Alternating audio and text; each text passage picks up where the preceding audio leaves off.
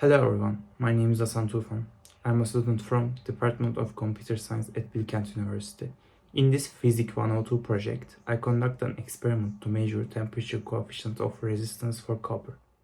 Let's start with the aim of the experiment. The primary purpose of this experiment is to study how the resistance of ohmic conductors changes with temperature using appropriate laboratory tools and applying relevant physics principles covered in Physics 102 course. Specifically, the experiment aims to determine the temperature coefficients of resistance for copper, a common conductor. To perform this experiment, I used the following equipments that can be seen in the screen.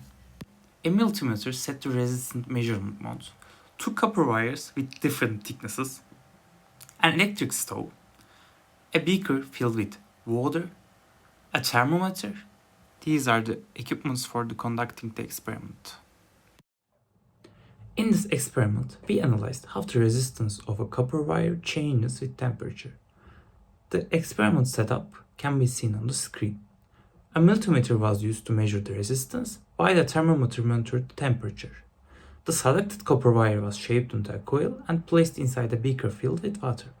The water was heated using the electric stove, caused the temperature of the copper wire to rise.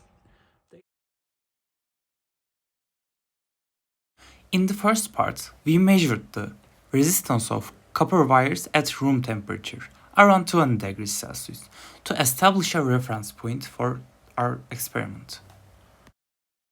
First, I measured the initial resistance of two copper wires at room temperature. The thin wire had a resistance of 2.2 ohm, can be seen on screen, while the thicker wire measured on 0.5 ohms. These values were recorded as a reference point for analyzing how resistance changes with temperature. In the second part of the experiment, for every 10 degrees Celsius increase, I measured and recorded the resistance again. After reaching around 90 degrees Celsius, I turned off stove and repeated the same procedure for second copper wire with a different thickness. Here you can see the test results for thin wire first, followed by the thick wire.